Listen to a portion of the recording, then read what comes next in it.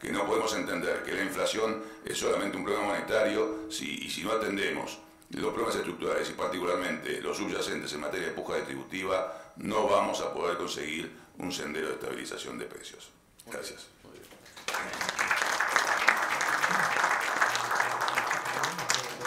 Con el encuadre de Gustavo, vamos a tratar de poner tiempos a las intervenciones antes de las preguntas. Yo diría un máximo de 20 minutos de intervención cada uno y luego vamos a las preguntas. No sé si Ángel, ¿querés vos o Fabián? Ángel, dale. Ángel Cia, presentate. Bueno, buenos días a todos. Es un gusto estar ante ustedes. Gracias por recibirme. Mi nombre es Ángel José Ciara. Yo fui durante 8 años ministro de Economía de la provincia de Santa Fe. Durante 8 años secretario de Hacienda de la ciudad de Rosario. O sea, mi experiencia académica dejó de existir en el 95, cuando me hice cargo de la Secretaría de Hacienda de la Municipalidad de Rosario. O sea, soy más un hombre dedicado a la gestión, pero en este caso me pareció interesante volver a la academia, porque no quería repetir con el diario del lunes la información que todos sabemos. No iba a contar el estado económico de nuestro país durante la gestión de Macri. Primero porque no creo en la bola de cristal. Segundo, no tengo ningún modelo prospectivo. Y tercero, porque toda la información que particularmente manejo es la misma información que manejan todos ustedes. Entonces dije, no tiene sentido que me presente ante calificado auditorio con gran experiencia política a decirle lo mismo que pueden leer en el ámbito financiero un cronista comercial. Por eso lo que me pareció más interesante era y es hacer un análisis de la economía política del gobierno de Macri desde una perspectiva heterodoxa. No quiero descalificar la gestión macrista ideológicamente, diciendo, es un mero neoliberal, ni tampoco tener una propuesta desde el otro lado diciendo lo que hay que hacer es cambiar el modelo. Primero porque es imposible, digamos. Sino más bien meterme dentro de la propuesta que se va conociendo y que se está desarrollando de la economía política del macrismo y hacer algunas observaciones teórico-conceptuales. Afortunadamente o desgraciadamente expuso primero Gustavo. Quizás hubiera sido muy interesante que Gustavo expusiera después que yo, porque coincidimos, hace mucho que no lo veo, es un gusto volver a encontrarme con él. Por esa razón no nos pusimos de acuerdo qué era lo que íbamos a decir, pero el enfoque mucho más fáctico de Gustavo se relaciona estrechamente con mi reflexión o ensayo teórico acerca de lo que denomino la economía política del gobierno de Macri. Tengo 10 puntos, nada más.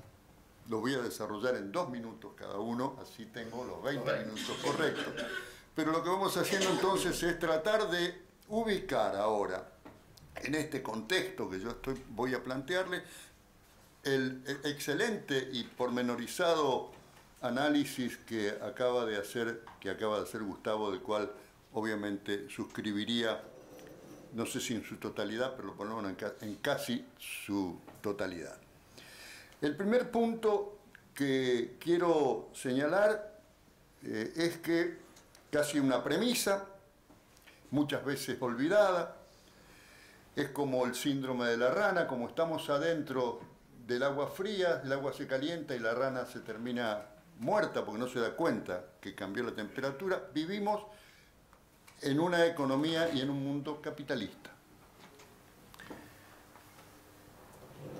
El mundo es capitalista en su totalidad, en casi su totalidad, el país es un país capitalista dependiente y el capitalismo es el modo de producción mercantil por excelencia.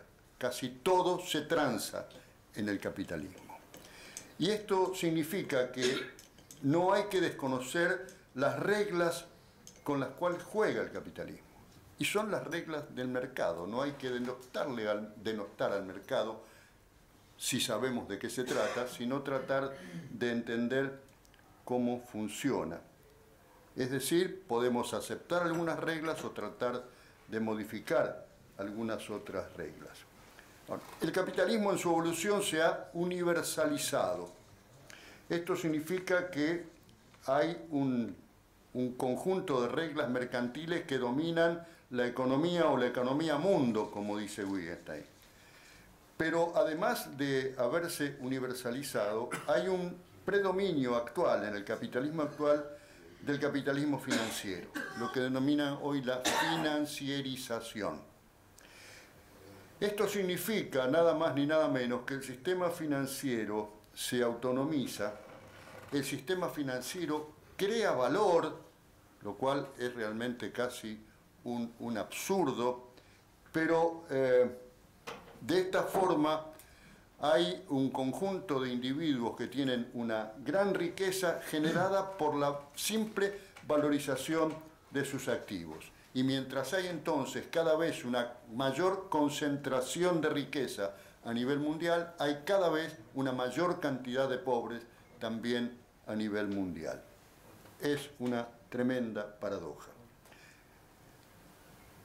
Estando insertos en una economía capitalista, los países emergentes sienten mucho más las tensiones financieras y comerciales entre los países centrales, que son al mismo tiempo agudizadas cuando la propia economía nacional está desequilibrada. No solamente desequilibrada en términos de su macroeconomía, sino también desequilibrada en los tiempos en los cuales se toman las decisiones.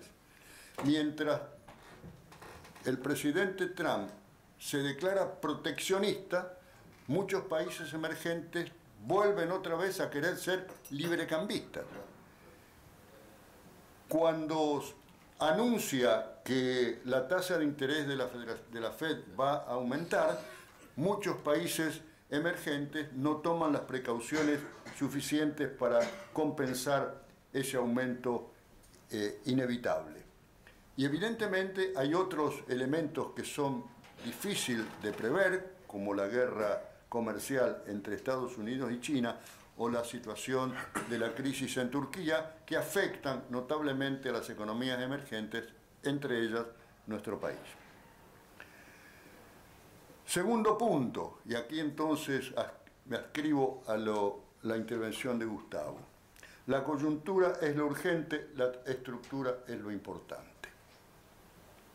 Evidentemente que los problemas coyunturales son las distorsiones, las deformaciones que existen entre un conjunto de variables macroeconómicas, mientras que la estructura hace a la base económica históricamente construida.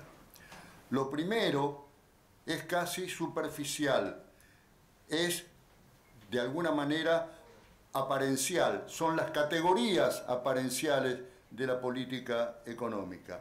Lo segundo es lo esencial, es el fundamento. Pero mientras lo primero es un problema de corto plazo, lo segundo es un problema de mediano y largo plazo. Lo segundo es la base para un crecimiento económico con equidad. Tercer punto. ¿Quién determina a quién? ¿La coyuntura determina a la estructura o la estructura determina a la coyuntura? Si nosotros evitásemos el ciclo económico, característica histórica de funcionamiento de la economía capitalista, y pudiésemos analizar la tendencia, esto es, lo estructural, veríamos entonces que muchos de los aspectos y las distorsiones en el corto plazo son producidas por las propias tensiones que se generan en las deformaciones estructurales históricamente construidas. El ejemplo expuesto por Gustavo para nuestro país es clave en este sentido. En verdad, es un juego permanente entre los desequilibrios macroeconómicos y los desequilibrios estructurales. La restricción externa, que es nuestro gran problema, históricamente no resuelto, olvidado en la situación actual, tanto por la gestión de Macri como por, obviamente, el programa del Fondo Monetario Internacional. La restricción externa es el gran ausente. Este tema ya se analizaba en los años 70, cuando Marcelo Diaman escribió un conocidísimo artículo. Desde entonces sabemos que nuestro problema está dado por la restricción externa. Es decir, tenemos un problema de industrialización con una elasticidad en el sentido de que necesitamos, para crecer industrialmente, más importaciones de lo que la industria genera, y se la tenemos entonces que tomar del campo, y ahí comienza un conflicto distributivo intersectorial. Pero además de tener y no reconocer este problema, lo agudizamos aún más. Lo agudizamos no solamente por las necesidades de financiamiento. Los déficits presupuestarios pueden ser financiados o con recursos internos o con recursos externos. Este gobierno elige el financiamiento del déficit con recursos externos, con endeudamiento, pero al mismo tiempo libera las restricciones a los capitales especulativos. Y aquí, sorpresa, esperando las inversiones extranjeras directas. Y la sorpresa es que en este mundo globalizado de dominio financiero, con la financiarización, más del 90% del flujo capitales en el mundo es capital especulativo. Entonces no podemos sorprendernos de que haber abierto las LEVAC al capital externo hayamos tenido una invasión de recursos especulativos que cuando sopló, aleteó una mariposa en la China, vino la debacle y nos quedamos con un problema de sector externo insoluble y con un tipo de cambio muy tremendamente volátil. Evidentemente, en tanto esto no ocurra, en tanto no podamos resolver el problema de la restricción externa, la ortodoxia lo arregla por defecto. ¿Qué significa que lo arregla por defecto? Y si tenemos un tipo de cambio alto y tenemos recesión, seguramente vamos a tener menos turismos externos, vamos a necesitar menos importaciones y en consecuencia suponemos que la balanza comercial va a tender al equilibrio y obviamente la balanza de pagos también va a necesitar ser equilibrada con menos endeudamiento. Cuarto punto. Por esta razón, por la razón entre la coyuntura y la estructura determinando los problemas coyunturales, los déficits presupuestarios y los déficits externos en cuenta corriente deben ser analizados desde un punto de vista estructural o desde un punto de vista cíclico. Lo importante para conocer y poder trabajar sobre un presupuesto público y sobre el déficit es saber cuánto de ese comportamiento del déficit es un comportamiento estructural y cuánto es un comportamiento cíclico, es decir, un problema básicamente de ingresos. Cuando viene la recesión, seguramente va a caer la actividad económica, como los impuestos son ad valorem, es probable que la caída de la actividad económica sea compensada en términos nominales por la inflación, Pero aquí tenemos entonces un problema cíclico. Si esta situación da déficit, no significa que ese déficit haya que atacarlo, porque se resuelve simplemente cuando entremos en la fase expansiva del ciclo. La herencia recibida por el gobierno de Macri consistió precisamente en haber tenido y eliminado, anulado los dos superávit mellizos, pero al mismo tiempo vino con una tremenda carga distorsiva de los precios relativos, obviamente la inflación, obviamente el tipo de cambio con el peso tremendamente apreciado. No requirió endeudamiento externo, lo cual puede ser bueno o puede ser malo dependiendo de para qué se use el endeudamiento externo. Obviamente es malo el endeudamiento externo como el actual, que se está utilizando para la financiación de gastos corrientes, pero puede ser bueno y necesario el financiamiento externo cuando tengamos ahorro que no financie la totalidad de la inversión pública, poder financiarla con ahorro externo. La herencia recibida en ese momento, lo analizábamos allá lejos y hace tiempo, en el 2014, decíamos que el gobierno anterior se había consumido la bonanza. Es decir, un momento de expansión de la economía mundial con la soja a $600 la tonelada. Nosotros incentivamos el consumo suponiendo que esto era keynesiano, cuando es lo más anti-keynesiano que puede existir, porque en verdad lo que Keynes decía no era que había que alentar el consumo, había que alentar la demanda agregada, que es otra cosa distinta, porque en la demanda agregada está la inversión y las exportaciones. El consumo sigue a las inversiones y a las exportaciones, pero evidentemente crecer con consumo es efímero, es esporádico. El consumo puede alentar la recuperación, pero nunca el crecimiento económico sostenido. Quinto punto. La forma con que se resuelvan esas tensiones, los déficits y las distorsiones de precios relativos, condiciona y afecta los problemas estructurales. Es decir, el modelo que se elige no es inocuo en tanto intente resolver los problemas coyunturales, porque la manera, los instrumentos, la forma como se resuelven los problemas coyunturales está generando, aumentando o disminuyendo las deformaciones estructurales que van a terminar incidiendo negativamente sobre los aspectos coyunturales. Es el caso de la inflación del que hablaba Gustavo recientemente. No hay ninguna duda que la inflación es un problema monetario. Sin moneda no habría inflación, pero evidentemente la solución no pasa solamente por la política monetaria.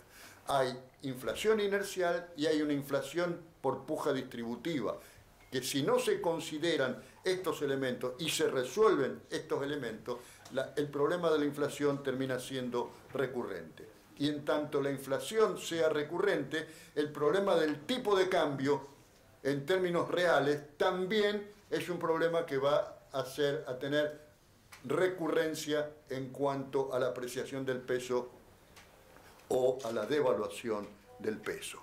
Evidentemente los problemas estructurales terminan incidiendo sobre los problemas coyunturales. El enfoque ortodoxo tradicional, lo que sería el modelo, actúa disociando estos dos aspectos. Primero estabilizo, luego crezco y después distribuyo. La teoría del derrame, en términos conocidos. Pero evidentemente, con esta secuencia, no hay rumbo, no hay sendero económico. Nadie sabe para dónde va, porque simplemente hasta que no se estabilice, no resuelvo el problema del crecimiento. Y después que resolví el problema del crecimiento, veo cómo lo distribuyo. es la verdad que un despropósito desde el punto de vista de la lógica del manejo del tiempo en la política económica.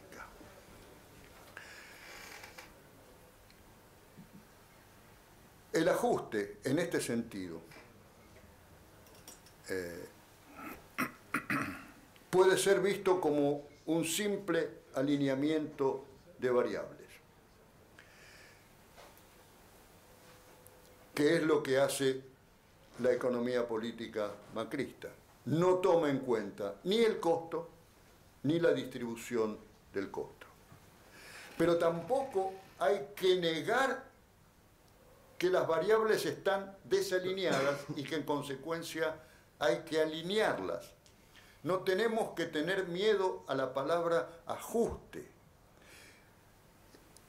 Tenemos que tenerle miedo a la palabra ajuste si solamente nos quedamos con que el ajuste es una alineación de variables coyunturales sin importarnos el costo y quién asume el costo de ese ajuste. Lo que tenemos que hacer es asumir que las variables están desalineadas, proponer la alineación de las variables, pero saber cuánto cuesta esa resolución de la coyuntura y a quiénes hay que hacerles pagar o quiénes tienen que asumir el costo de ese alineamiento. Y evidentemente lo que tenemos que tratar, si dejamos simplemente la alineación sin ocuparnos del costo, que los costos lo van a terminar pagando los más vulnerables. Evidentemente, si uno no acepta que existe la necesidad de un ajuste, inmediatamente lo que está también aceptando es que no hay problemas estructurales. Esto el gobierno anterior lo llamaba heterodoxia, nada que ver con la heterodoxia. Esto es más del populismo que de un enfoque heterodoxo. Desgraciadamente no tenemos un modelo heterodoxo comprensivo, pero seguramente habrá que construirlo teóricamente en algún momento. Y esto me lleva al sexto punto. El tiempo en política económica, y esto no es un tema menor, el tiempo en política económica se refiere al momento en el cual se esperan los efectos de las medidas que se toman.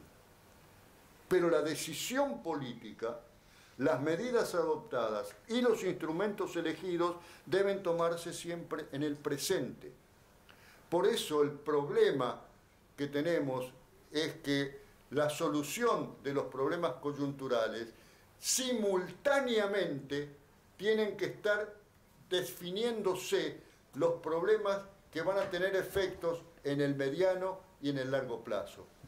Aquí no hay secuencia estabilizo, crezco, distribuyo, tampoco la inversa como el populismo. Distribuyo para crecer y en consecuencia me despreocupo de la estabilización. Tampoco es así, no es secuencial, es simultáneo.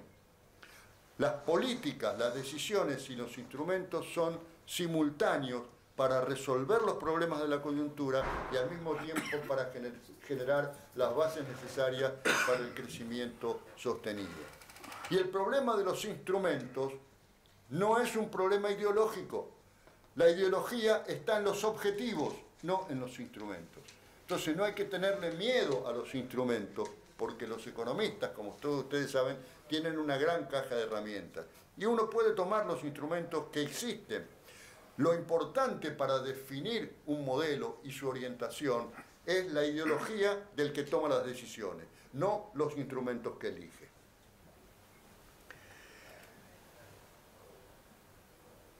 Y aquí aparece entonces lo más importante, que es la política. La política como la mirada del porvenir, la mirada del futuro. La política denostada en el modelo macrista, la política subestimada en el modelo macrista. Y en este sentido, no es suficiente con tener anhelos o con tener buenas intenciones.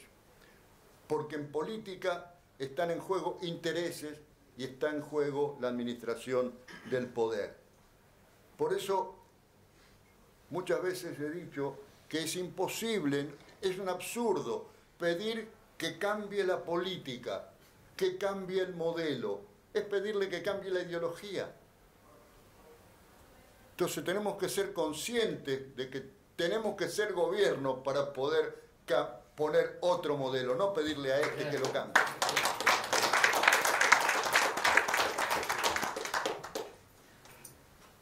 En séptimo lugar, los efectos esperados obviamente que están ideológicamente condicionados. Apuntan a alcanzar determinados objetivos y son mediatizados por los actores económicos y sociales. Vuelvo acá a lo que hablaba Gustavo. En un país federal, en un país democrático y republicano, un país con Estado de Derecho, hay de por sí instituciones para el consenso, pero también uno puede crear otras instituciones para el consenso. Trabajar en política con el mecanismo de la prueba y el error es evidentemente una subestimación de la política. Y esto es lo que ha hecho la política y la economía política de Macri. Tiro un decreto, si rebota, recojo el guante y lo vuelvo a recomponer. Espero la reacción social, la reacción incluso política, que es lo que está pasando ahora con el Fondo Sojero. Por un simple DNU, no tan simple DNU, elimina el Fondo Sojero. Pero aquí lo llamativo, y esto sería para otra charla, en el propio consenso fiscal, que yo denominé las coerciones consensuadas, porque si ustedes leen, en cada cláusula aparece la necesidad de que se apruebe el consenso. Razón por la cual, si no se aprobaba el consenso, las provincias ni recibían la compensación por la eliminación del artículo 104, con lo cual era todo un tema. En el caso del Fondo Sojero, dice la cláusula, en caso de existir, el fondo se repartirá de tal manera. En caso de existir. Con lo cual uno podía presuponer dos cosas. O que el fondo iba a estar como institución, pero el contenido iba a disminuir en razón de la baja de las redenciones, o que directamente iba a desaparecer el continente. ¿Qué es lo que pasó? Desapareció el continente, desapareció el fondo. Esta manera de trabajar, evidentemente, responde a una subestimación de la política y a una manera de ejercer el poder donde priman los intereses de clase, aun cuando, por razones electorales, uno vea que se puedan aumentar las políticas de ingreso. Como decía algún economista por allí, las búsquedas de consenso son una invitación para sacarse una foto, nada más. Y esto ha ocurrido con los gobernadores y ha ocurrido con muchos políticos. Una vez que se sacó la foto, el consenso desaparece. Punto 8, el papel del Estado es determinante para dejar actuar o regular al mercado. Si uno lo deja al mercado actuar sin cortapisas, podemos llegar a lo que se denomina un capitalismo salvaje. O si establecemos pautas regulatorias, podemos tener un capitalismo benefactor. Y aquí evidentemente el problema ideológico, los juicios de valor de los comerciantes, es un problema clave que hay que resolver. Los países tienen ciclos políticos. Los ciclos políticos también se relacionan con los ciclos más amplios de lo que ocurre en política en el capitalismo global. La economía política de Macri ha logrado que una entelequia virtual, inasible, como el mercado, pueda asumir distintas formas. Alguna vez el padre de un ministro actual de este gobierno le arengaba a un conjunto de productores diciéndole: salgan a buscar el mercado está ahí, los están esperando. La verdad que uno dice, ¿quién era el mercado? Seguramente la gente consumidora, ese es el mercado. Ahora, por otro lado, leemos permanentemente: la economía argentina está castigada por el mercado. ¿Qué mercado? Y es otro, no es el de la gente consumidora, es el mercado de los grandes fondos de inversión y los grupos concentrados. Es decir, tenemos aquí esta particularidad donde en un capitalismo emergente el mercado aparece en esta economía política siendo el factor dominante en términos de la aplicación de las reglas de funcionamiento del capitalismo. Y las reglas de funcionamiento del capitalismo son las reglas de acumulación y de distribución. Entonces, si dejamos que el mercado, cualquiera sea la definición, o de los grupos concentrados industriales, o de la de los fondos de inversión, o la de la gente, manejen las reglas, lo que vamos a tener es un capitalismo cada vez más concentrado, una distribución cada vez más regresiva, en consecuencia cada vez más pobres y cada vez más indigentes, que es lo que estamos obteniendo hasta el presente.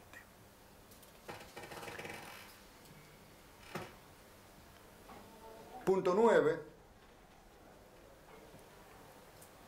El gobierno puede administrar su poder siendo autocrático o dialoguista, tomando decisiones en base a consenso económico y social, o se asume como un conjunto de CEOs empresariales. Y esto es lo que tenemos hoy. La economía política del marxismo está conducida por un conjunto de CEOs empresariales. Es muy poco proclive al consenso. Hay una autosuficiencia, hay soberbia, hay improvisación, hay simplificación. Y se lo dicen muchos de los que han estado dentro del gobierno. El uso de la planilla Excel para resolver la problemática de las tarifas es realmente un despropósito. Y evidentemente creo que hay una tremenda dosis de voluntarismo, y esto es lo que peor le puede pasar al funcionamiento de la economía del país, que las decisiones se tomen voluntarísticamente. La economía tiene reglas, la economía no es una plastilina que amasándola se le puede dar cualquier forma. La forma hay que dársela deliberada y conscientemente, sabiendo que del otro lado hay actores, hay agentes económicos que favorecen o desfavorecen, que obstaculizan o le dan fluidez a las tomas de decisiones. Y evidentemente cuando podemos tener reunidos a los principales actores económicos y sociales, esto es, los empresarios, el Estado y los sindicatos, para tomar decisiones, estas decisiones son mucho más viables políticamente que si no lo hacemos de esa manera. Pero evidentemente esta era una discusión acerca del problema de la independencia, de la atomización de decisiones. Es una manera de romper el poder y generar montón de poderes pequeños, pero, oh sorpresa, totalmente descoordinados. Y en economía esto no puede ocurrir, no debe ocurrir. La economía ortodoxa funciona de esa manera, equilibra los precios para cada uno de los mercados. Ahora, evidentemente después aparecen las contradicciones porque si no hay contacto y no hay coordinación entre mercados, es muy difícil que haya consistencia entre los distintos precios que se toman. Aquí ocurrió con las tomas de decisiones, se atomizan las decisiones, se descoordinan y en consecuencia tuvimos hasta lo que no es recomendable desde la perspectiva heterodoxa, que es tener la independencia absoluta del Banco Central. Esto no existe en ningún lugar. El Banco Central puede tener independencia operativa, porque es una expertise muy particular, son instrumentos particulares, pero no puede tener independencia política. La política económica tiene una política monetaria que no puede ser independiente de la política fiscal. Y es lo que ha pasado en términos de las inconsistencias de este gobierno. Teníamos una política fiscal expansiva con una política monetaria tremendamente restrictiva, con lo cual nunca podíamos resolver los problemas estructurales del déficit público. Por último, el tema de la confianza. Se habla tanto de la confianza, de que realmente estamos esperando que los mercados confíen, que la población confíe, que los ciudadanos confíen. Como si la confianza fuera una simple aura que tiene alguien por el hecho de ser presidente. Y no es así. Evidentemente, la confianza, la dispersión de las incertidumbres, la creación de expectativas favorables, se tienen que construir. Evidentemente, la construcción de la confianza necesita tener medidas exitosas. Es imposible generar confianza si las medidas fracasan permanentemente. Nadie puede creer en aquel que toma decisiones y las medidas fracasan. Sobre todo en situaciones de incertidumbre tan grandes como la que vive nuestro país, donde ni siquiera la declaración de país emergente en su momento, ni siquiera el acuerdo con el Fondo Monetario Internacional generó confianza en los mercados. Por el contrario, se siguió manteniendo una alta dosis de incertidumbre. Evidentemente,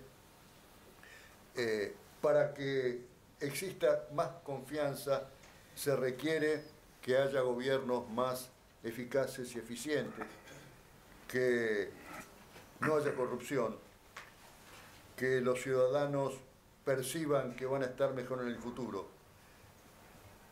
Y también, y por qué no, estamos en el capitalismo, que los empresarios tengan expectativas de que van a tener mejores rendimientos en el futuro. Evidentemente, si estas condiciones no se da, es muy difícil que nosotros podamos recomponer la dosis de confianza necesaria. La dosis de confianza significaría tener lo que llamamos un país normal. Pero para tener un país normal, lo primero que tenemos que tener son normas. Y estas normas tienen que ser fijadas irrestrictamente por la acción política. Gracias. Muy bien.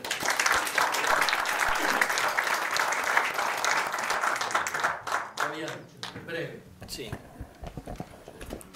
Bueno, yo voy a ser breve porque a mí en realidad me tocaba el rol de moderador, pero Ponce lo ha hecho muy bien, entonces bueno, voy a tener que plantear algunas cositas que realmente con mucha satisfacción los he escuchado a los dos, porque ya hacia finales del año pasado nosotros nos juntábamos con algunos amigos y planteábamos la necesidad de esto que ustedes dijeron tan correctamente, que los problemas de la Argentina eran problemas estructurales y que estos no estaban en la agenda del gobierno. Entonces, un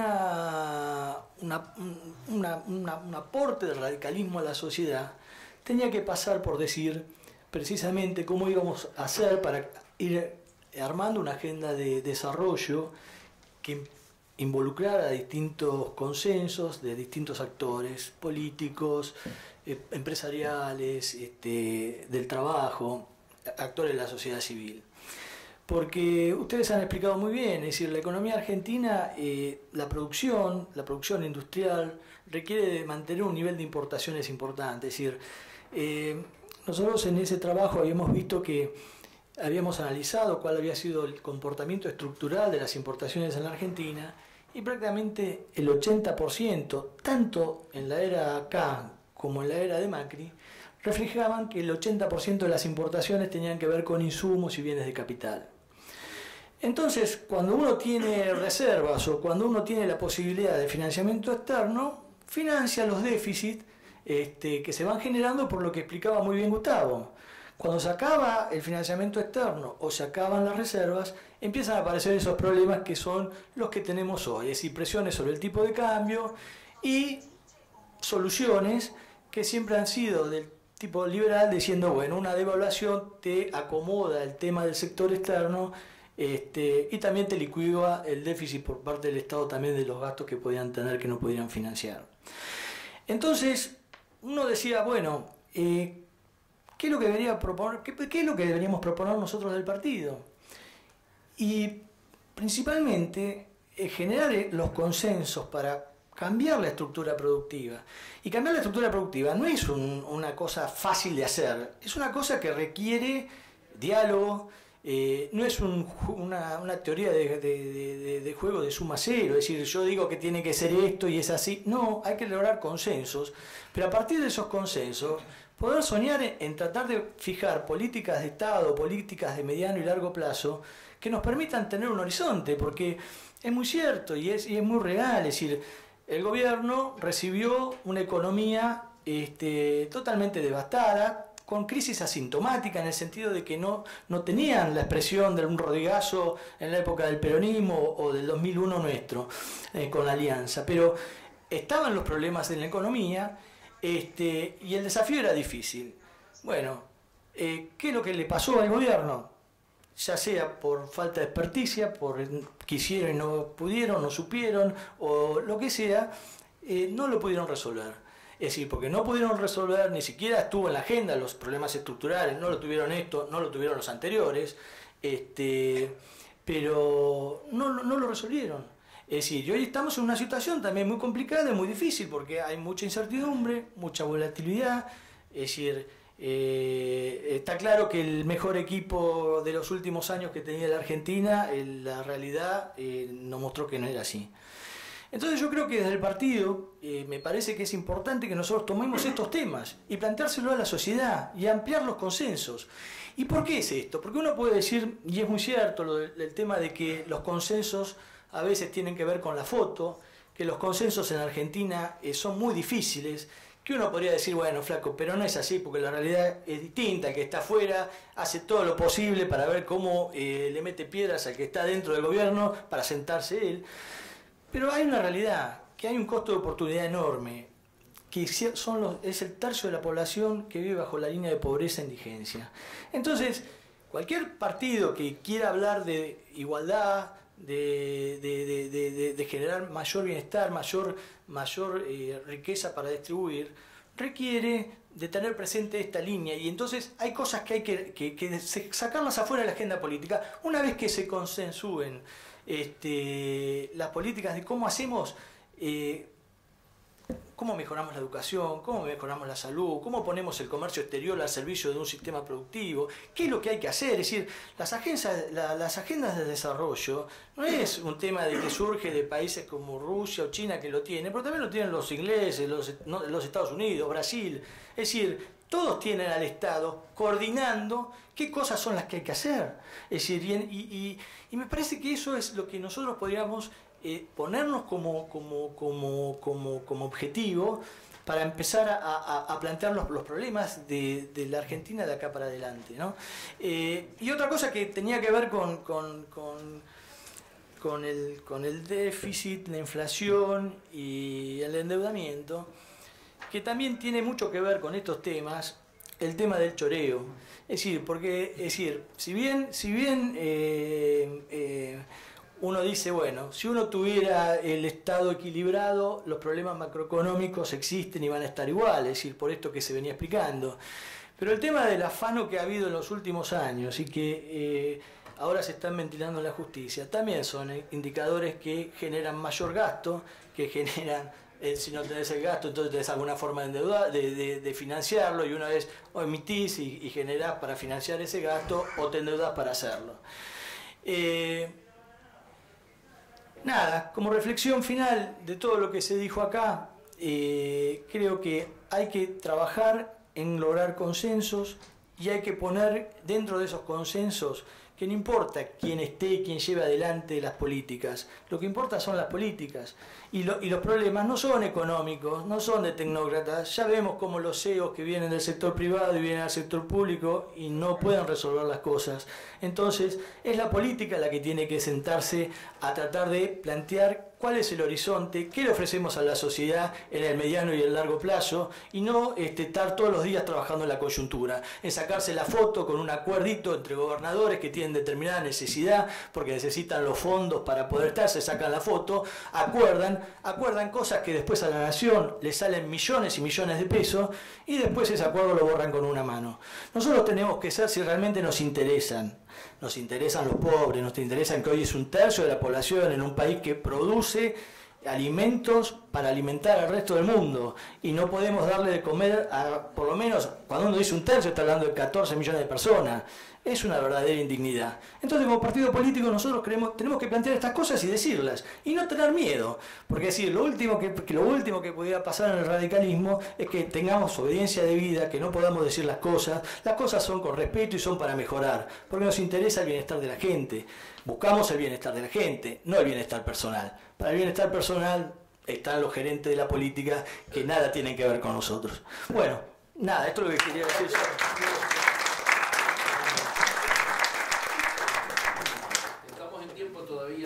Hacer preguntas.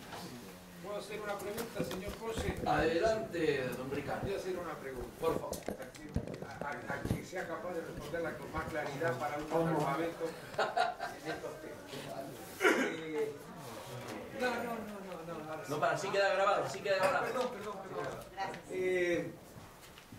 Últimamente vemos mucho en los medios titulares tales como guerra comercial, por los aranceles que quiere poner Estados Unidos, o los cupos que quiere poner Estados Unidos, o las limitaciones a las importaciones de productos hechos en otros países.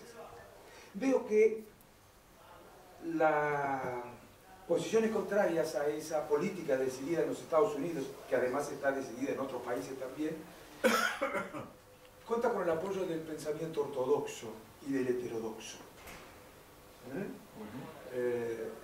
La crítica, digamos, a esas políticas las hace el capital, más que nada, quiero decir, las hace el capital. Y puede perjudicar también a industrias nacionales, sin duda, que queremos importar, al no poder hacerlo perjudicamos a nuestros trabajadores. Hay otra cosa que a mí me preocupa más y de la que no se habla, quiero saber si estoy equivocado, que es también una especie de guerra comercial, aunque nunca se la designa así. Y sabemos que las cosas son como se las designan, no como son, por lo menos desde el punto de vista de la percepción de la sociedad. Me preocupa que los estados compitan a la baja. ¿Compitan? A la baja. Me preocupa que para poder beneficiarse respecto del vecino bajen los impuestos. Me preocupa que para poder beneficiarse respecto del vecino, recibir más inversiones que las que recibe el vecino, modifiquen la legislación laboral o establezcan salarios inferiores. Me preocupa que para poder beneficiarse respecto del vecino, recibir más inversiones que el vecino, puedan, por ejemplo, flexibilizar las exigencias ambientales. Esa es una pregunta. Y otra consideración de tipo político. Cuidado con lo que digamos respecto de la influencia que puede tener la falta de transparencia en el funcionamiento de una economía, porque no vayan a creer que alcanza con ser honesto para resolver los problemas del país. No lo digo por Fabián, con quien he hablado muchas veces de esto. Se puede ser muy honesto y abrir la economía de manera indiscriminada, se puede ser muy honesto y arancelar las universidades, se puede ser muy honesto y bajar los impuestos a los sectores primarios o subirlos hasta las nubes, ¿no? En definitiva, depende de cuáles sean los contenidos de la política. Con honestidad solo, lamentablemente, no alcanza. Pero la pregunta es la primera. Si no es guerra comercial, también la otra. Y si esa guerra comercial no perjudica a los trabajadores más que al capital. Ricardo, este es el tema de la última mesa y yo me voy a referir especialmente a eso. Y vos vas a estar presente, así que... No, tengo que ir. Ah, bueno. No, entonces lo tocamos por arriba el tema... No, por favor. A ver, el título es mi especialidad ese. Bueno, muy bien. No, habla Miguel. Habla Miguel. Yo lo toco en la última. Habla. Tema guerra comercial. Primero hay un gran título ahí, ¿no es cierto? Acabo de volver de Europa y salí yendo a Europa precisamente porque se estaba por firmar el acuerdo Unión Europea-Mercosur. Entonces, empresas, clientas mías, querían que estableciéramos acuerdos estratégicos, fundamentalmente para evitar que quienes hoy están trabajando aquí, cuando tengamos arancel cero, vengan y se instalen al lado y las maten. Entonces, para ver cómo continuaban sus negocios y, sobre todo, en términos de lo que son insumos para las industrias ya instaladas acá. Y el segundo elemento era que cuando vos tenés una situación de arancel cero, pasa a ser central el tema costos logísticos. Ejemplo, un número que yo siempre tiro. Zona Franca La Plata, lo que paga 100 en Zona Franca Montevideo, paga 50, y en Zona Franca Florida del interior de Uruguay pagas 25. Esto, por eso estuve en Génova, en términos de transporte es vital. Quien no se coloque hoy competitivamente en términos de costo tiende a terminar muerto precisamente por los niveles de competitividad que se plantean. Sobre todo en un país como nosotros, acá se hablaba de la vulnerabilidad de los emergentes, dentro de la vulnerabilidad regional nosotros tal vez somos el país más vulnerable. Tenemos la agenda de la competitividad más retrasada de toda la región. Mientras estoy allá, al tercer día se produce el acuerdo entre Juncker y Trump, por el cual se retrotraen los aranceles al momento en que Estados Unidos anuncia que le pone aranceles a Unión Europea. Pero no solo eso, sino que Estados Unidos hace un gran negocio. Toda la soja que no podía venderle a China se la coloca ahora a Unión Europea. ¿Quiénes son los perjudicados? El Mercosur, que le iba a proveer la soja y los primarios. ¿Sí? Este es un poco el juego que se está dando. Ahora estamos a punto, a horas, de asistir a la otra pelea que había, la otra, entre comillas, guerra comercial, que era Estados Unidos con sus vecinos, con Canadá y con México. Están a punto de volver a cerrar el TLC que los tiene unificados a ellos. Seguramente Estados Unidos va a volver a hacer otro negocio del mismo estilo. Y lo que se denomina guerra comercial con China, en realidad no es una guerra comercial. Cuando se produce la reunión hace un año y meses en Palm Beach entre Xi Jinping y Trump, ¿qué resuelven allí? Vos observás algo, Ricardo, que fue muy curioso. Algunos lo observamos y lo dijimos. Es la primera vez que hay una reunión de líderes de ese nivel donde no hay una conferencia de prensa para dar los resultados. Los resultados no se podían decir. Los resultados es que allí resolvieron acordar de qué manera juntos van a protagonizar la cuarta revolución industrial, la revolución industrial 4.0. ¿Y cuál es esa revolución industrial 4.0 hoy que ellos van a hacer juntos? Arriba del 82-83%, esto es oscilante, de todo lo que se transa a nivel mundial se hace a través de cadenas globales de valor. Y esto es creciente. Se ha resuelto, lo que han resuelto ellos, es que esta revolución 4.0, que es volcar toda la inteligencia artificial a las cadenas globales de valor, acelerar el proceso de robotización en esas cadenas globales de valor y aumentar y definir todo lo que tiene que ver con el Internet de las cosas para volcarlo a esa cadena global de valor, lo van a protagonizar juntos, no les queda otra. ¿Por qué? Porque ya han logrado la convergencia tecnológica y están en un mismo nivel. La única diferencia que hay es que China ha tomado conciencia de que no puede pelear en términos de poder el manejo de la tecnología. Hoy el debate se da por quién hegemoniza y está en primera línea de la tecnología. ¿Y por qué ha tomado conciencia? Y porque se acaba de conocer el presupuesto militar de los Estados Unidos. El presupuesto de defensa de los Estados Unidos que se aprueba para el año que viene es superior a la suma de todos los presupuestos militares del resto del mundo. Entonces los chinos dicen, me quedo en el molde. Comerciar, bajar los impuestos, bajar el salario, flexibilizar las condiciones laborales, flexibilizar las condiciones ambientales. Sobre eso no veo que se hable en la economía argentina, ni en ninguna economía, ni en ningún partido político. ¿Sabes por qué no se habla? Porque perjudica a los trabajadores. Sí, señor. Totalmente de acuerdo, totalmente de acuerdo. Es así. Creo que hasta que nosotros no seamos capaces de resolver eso, vamos a tener serios problemas. Y me parece que eso se resuelve de despachos supranacionales, no solamente nacionales. Es verdad. Para poder negociar con los países centrales de la Tierra en otras condiciones. Sí, señor. No, totalmente de acuerdo.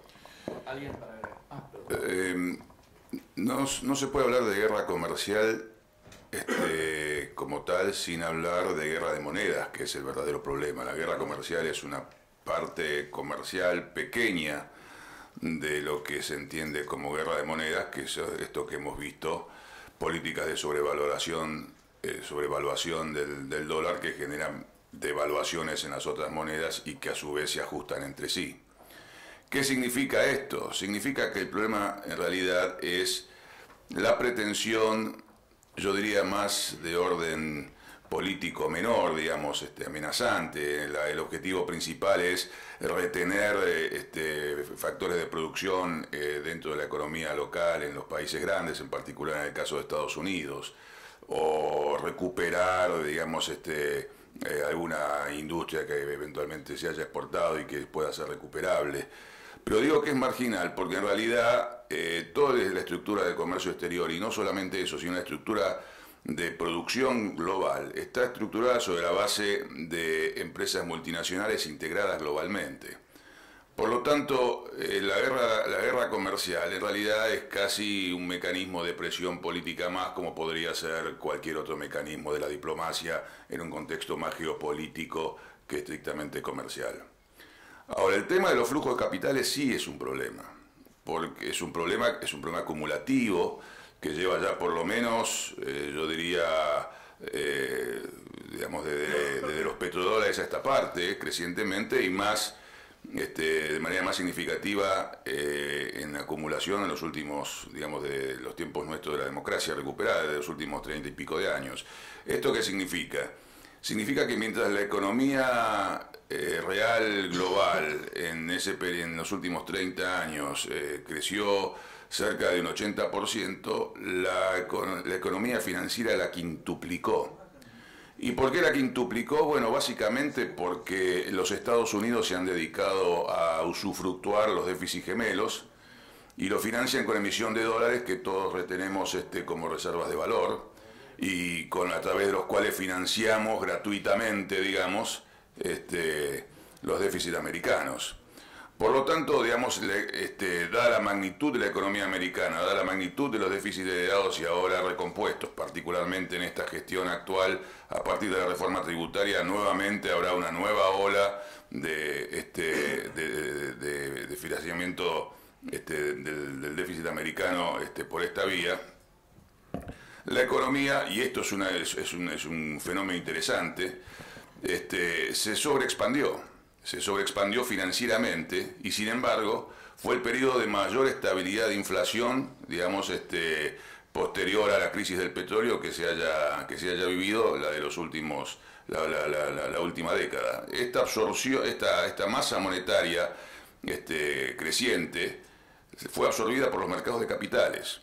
Y los mercados de capitales, sabemos, son mercados por definición globales, son mercados de absoluta transparencia en el sentido de la movilidad inmediata, automática de sus flujos, y generan grandes comportamientos de corrección de monedas a su paso. Y esto termina luego entonces incidiendo sobre los flujos de comercio. O sea, hay una situación de orden político, que es la que vos creo que te referías, y que efectivamente tiene dimensiones de orden social, diría, que involucionan, y hay una dimensión luego de orden comercial y financiero que se refleja en los comportamientos competitivos o belicosos, digamos, entre monedas. ¿Qué es lo que se requiere entonces para que estos flujos fluyan y generen y no sean condiciones de disrupción en nuestras economías? Y digamos que no sé si, no creo yo en las teorías conspirativas, no creo que esto sea pergeñado, digamos, como una planificación malévola, pero necesariamente requieren de mayores flexibilizaciones, cada vez más. Y ya no alcanza con la libertad de los movimientos de capitales, requieren que esos flujos para ser capturados en términos de economía real también se vayan generando condiciones de flexibilización. Y por lo tanto cada vez más se argumenta a favor de la reducción del costo de capital, y cada vez más se argumenta a favor de los mecanismos de acumulación previos, o sea, los mecanismos de derrame o los enfoques de ajuste económico vía la oferta, los supply sides, y cada vez más entonces nos encontramos con esto. No es una cuestión diferencial nuestra que nos encontremos frente a reformas previsionales, reformas tributarias o reformas laborales. Y es más, son algunas directamente confrontativas con los ajustes que a su vez en paralelo se vienen tratando de implementar. Es un mecanismo de inconsistencia ya no de un programa en particular o de una implementación en especial. Son mecanismos de inconsistencias en el diseño de estos programas. Por ejemplo, si estamos hablando de que le damos la prioridad absoluta para evitar cuestiones de endeudamiento de esta magnitud a futuro a la reducción del déficit fiscal, bueno, claramente las reformas previsional, laboral, tributaria, va en dirección contraria al ajuste del déficit. Entonces, lo que esto en definitiva significa que es profundización de las inconsistencias, por eso hablamos y nos ceñimos a eso, al problema estructural por definición. Si no tenemos eso en la mira, hablar de cualquier programa de estabilización es casi anecdótico. Nos concentramos en las cuestiones de orden estructural, fue justamente frente a estas cuestiones que son de fuerte inconsistencia de diseño. Pero la resultante que tiene esto es no solamente la flexibilización como tal y la involución de las condiciones en algunos casos de reivindicaciones ganadas, y políticamente nosotros sabemos lo que esto significa en términos laborales. No hay partido en Argentina, con todo el mérito que se le puede asignar a nuestros amigos peronistas, no hay partido en Argentina que haya hecho tanto por la reivindicación laboral, desde la jornada de 8 horas en Irigoyen y hasta el salario mínimo vital y móvil más recientemente, y pasando por una larga historia que apenas incluye cosas como el artículo 14 bis. Digamos, frente a estas cuestiones de flexibilización laboral, no solamente nos encontramos con involución en estos términos, sino que nos genera a su vez estas inconsistencias, agravamiento de los problemas de orden macro de corto plazo, que justamente son materia ya de disputa, digamos, de reivindicaciones permanentes y del esquema de disputa distributiva del que antes nos referimos. Así que, efectivamente, lo comercial no es tan significativo como tal.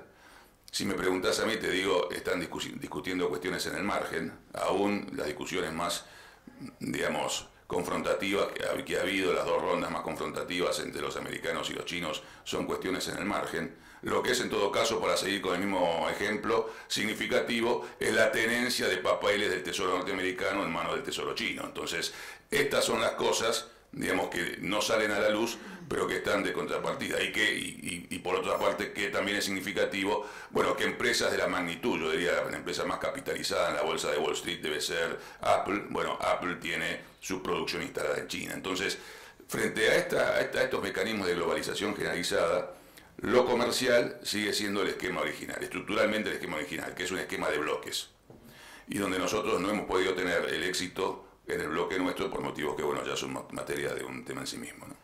Otra pregunta ya. Sí. Ricardo nos hizo avanzar 2 o 3 pasos, yo vuelvo un poquito para atrás, porque si hacemos una avalancha de palabras, lo que aparece como elemento principal es el crecimiento. Y el crecimiento requiere inversiones. Yo vengo de la política, no soy especialista en economía, y hay una realidad política casi inmediata en la Argentina. Entonces mi pregunta es si, frente a la situación de incertidumbre política, a la situación también que yo llamo de incertidumbre judicial, porque la justicia funciona no de la misma manera y no en todas las mismas direcciones de la misma manera, y a lo que le agrego un fuerte retroceso del mercado interno, con lo cual mi duda es, ¿existe la posibilidad certera de que las inversiones aparezcan para que ese crecimiento se produzca? Porque si no hay crecimiento, si no hay inversiones, esas inversiones pueden ser de 3 caracteres: estatales, privadas externas, privadas nacionales. Esa es una de las preguntas. Primera pregunta: ¿existe la posibilidad de inversiones al corto plazo para afrontar la situación política que tenemos en lo inmediato? Pregunta 1. Pregunta 2, que está vinculado a estos 2 pasos que nos hizo avanzar Ricardo, que el paradigma de distribución a partir de la revolución industrial ha sido el salario.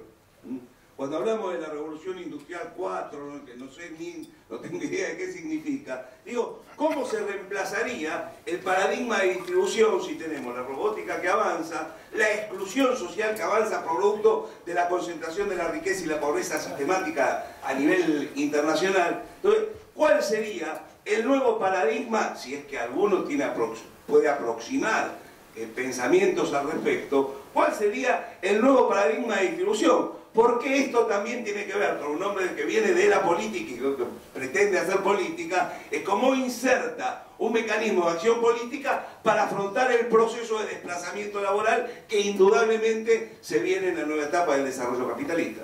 Muy bien. Le vamos a dar a Ciara. Se escapó del anterior. No, sí, del anterior. ¿Puedo hacer una más? Una más. No, chiquitita, porque Griffun habló de la tenencia de deuda por parte de los chinos con respecto, si sabemos los porcentajes de esa tenencia china de deuda estadounidense, si tenemos información con respecto a los porcentajes, porque es importante, no es lo mismo que tenga el 10 a que tenga el 80%. Lo que te puedo decir es que es el principal acreedor del Tesoro norteamericano. Casi el 80%. No llega al 80%. Sí, es verdad. No, seguramente no lo quiero desmentir a Miguel, yo no tengo el porcentaje, pero tengo la impresión que es menor que eso, sí. Te diría que en el orden, no tengo el porcentaje, en el orden de un 20, un 24, un 23, entre el 20 y el 25% del total de... Estamos hablando básicamente, porque hay una policromía de bonos, estamos hablando básicamente de aquellos que son bonos de largo plazo, que son los que son referenciales a la tasa de interés en los mercados internacionales, ¿no? Fundamentalmente el bono del Tesoro a 10 años. Bueno, voy a ensayar, empiezo por la segunda, ¿sí? Que tiene que ver con el efecto empleo de la robotización y la inteligencia artificial. Este es un tema que hoy está muy en boga, la discusión, los comentaristas, etc. En mi opinión, tiene que ver con las 2 posturas extremas respecto al efecto empleo de estas situaciones. Algunos estudios, Osborne dice que desaparece el trabajo, como la forma como la conocemos. Mi postura ante esa hipótesis es que si es cierto que desaparece el trabajo asalariado, que la tendencia es a la disminución del trabajo asalariado, mi hipótesis es que desaparece el capitalismo.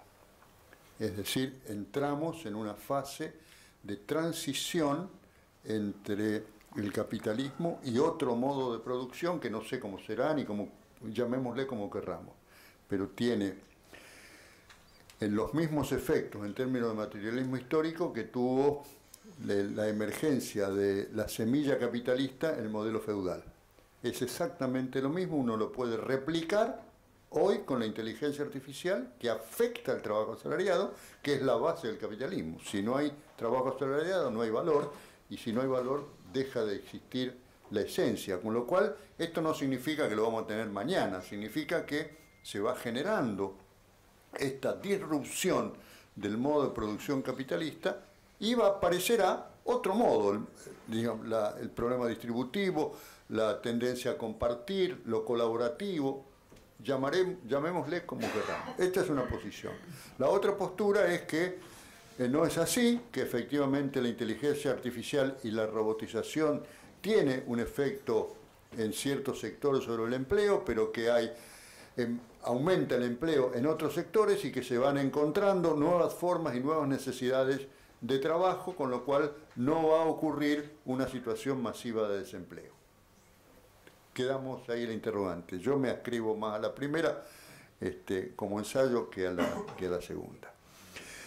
La primera cuestión tiene que ver con el tema de la inversión. Y sí, es así, digamos, en el pensamiento, incluso la teoría heterodoxa, lo que está indicando es que en última instancia toda la demanda agregada se resume en términos de inversión.